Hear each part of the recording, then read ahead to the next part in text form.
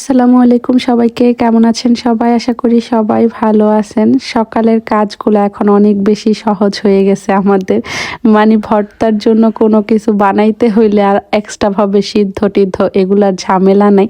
সব কিছু হচ্ছে এখন আমরা TQIU-তে দিয়ে দিই। মানে এই এয়ার ফ্রাইটা এত বেশি কাজের, আমি দেখে নিচ্ছিলাম প্রতিটা জিনিসই দেওয়ার আগে আমি দেখে নিই যে কোনটা কত মিনিট দিতে হয়, কত ডিগ্রিতে দিতে হয়। উপরে কিন্তু সব কিছু দেওয়া আছে সুন্দর মতো। এই তো আমার আলুগুলা সিদ্ধ হয়ে গেছে অনেক সুন্দরভাবে, টমেটোগুলাও। তবে আমি একটা ভুল করে ফেলছি, মানে এইখানে বেগুন দিলে বেশি ভালো হইতো, আমি ঢেঁড়স দিয়ে দিছি। আর ঢেঁড়স তো পুরে ভর্তা বানাইতে হয় না, এটা হচ্ছে সিদ্ধ করে ভর্তা বানাইতে হয়। সমস্যা নাই, জানলাম নেক্সট টাইম থেকে আর ঢেঁড়স এভাবে দিব না, সিদ্ধ করেই ভর্তা বানাবো। আলুগুলা থেকে এত সুন্দর স্মেল বের হইতেছিল, আর আজকের আলু ভর্তাটা মনে হচ্ছিল যে অন্যরকম টেস্ট লাগবে।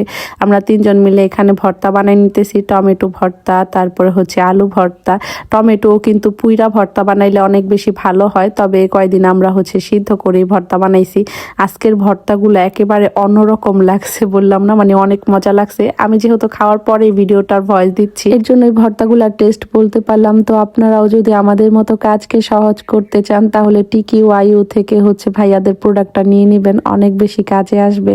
আলুগুলা ছিল তো অনেক বেশি ভালো লাগতেছে। আমি এইখানে ভাইয়াদের পেজের স্ক্রিনশট দিয়ে দিব, ক্যাপশনে পেজটা মেনশন করে দিব, যার যার ইচ্ছা হবে নিয়ে নেবেন। আর আলু ভর্তাটা দেখেন কত বেশি সুন্দর লাগছে না?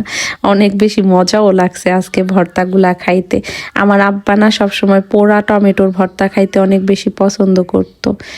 এটাই মনে পড়ে গেল, ভর্তা বানানোর সময়ও বলছিলাম এই কথাটাই। আর ডিম ফেটে দিছিলাম, আমার মেজুজাল ভাইজা নিতেছে, এদিকে ভাকাও হয়ে গেছে, উল্টাই দিতেছিল। তারপরে ডিমও ভাইজা নিতেছিল আরেক চুলাতে। আমাদের সকালের নাস্তা রেডি। আর এখন ইদানিং আমরা বেশি রকম ভর্তা বানাই না, কারণ সবাই যেহেতু কম খায়, তো ভর্তা অনেক বানাইলে অপচয় হয়। নাস্তা বানানোর পরে হচ্ছে আমরা সব কিছু কাইটা নিতেছিলাম দুপুরের জন্য। আজকে কুমড় দিয়ে হচ্ছে ইলিশ মাছের মাথা লেজা দিয়ে রান্না করব মা। ওই দিন যে আমি রান্না করছিলাম অনেক মজা লাগছে। কারকল ভাজা, করলা ভাজা, তারপরে কহি ভাজি। আজকে ভাজা পোড়াই নাইলের আবার করলা ভাজা এত বেশি পছন্দ, মাশাল্লাহ মাশাল্লাহ, আমার অনেক বেশি ভালো লাগে। সামিউ নায়ান তো একেবারেই খাবে না, কিন্তু নায়েল করলা ভাজি, তারপরে হচ্ছে ওই যে কারকল ভাজা, এই সমস্ত দিয়ে ভাত খেয়ে ফেলে। ও মাছ মাংস তেমন নিতে চায় না, মানে ওর পছন্দ না।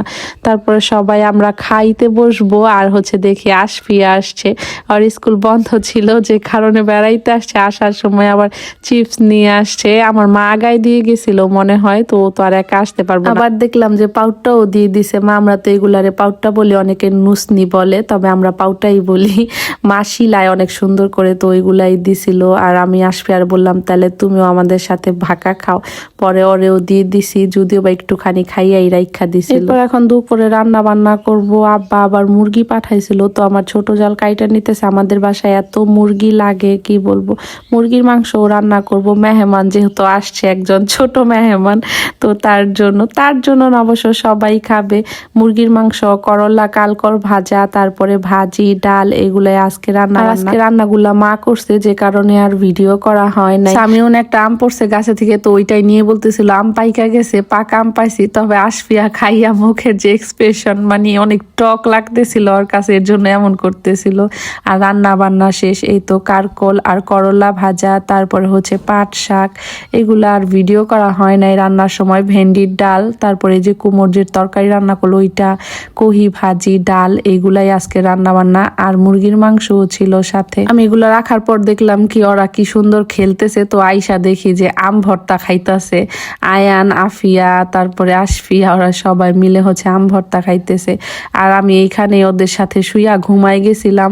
আর ঘুমাইছি দেখে আমার আর কেউ ডাকে নাই। সামিউন হচ্ছে আশফিয়ার নিয়ে একা একাই গোসল করছে। পরে হচ্ছে আমি ঘুম থেকে উঠা দেখি যে ওরা সবাই ভাত খাইতেছে। ভাত খাওয়ার পরে আশফিয়া আবার বিকেলে চলে গেছিল, যেগুলো আর কোনো ভিডিও করা হয় নাই। আমি হচ্ছে গোসল করে পরে ভাত খেয়ে নিছিলাম। তো আজ এ পর্যন্তই, কথা বান্য কোনো ভিডিওতে। সবাই ভালো থাকবেন, আল্লাহ হাফেজ, আসসালামু আলাইকুম।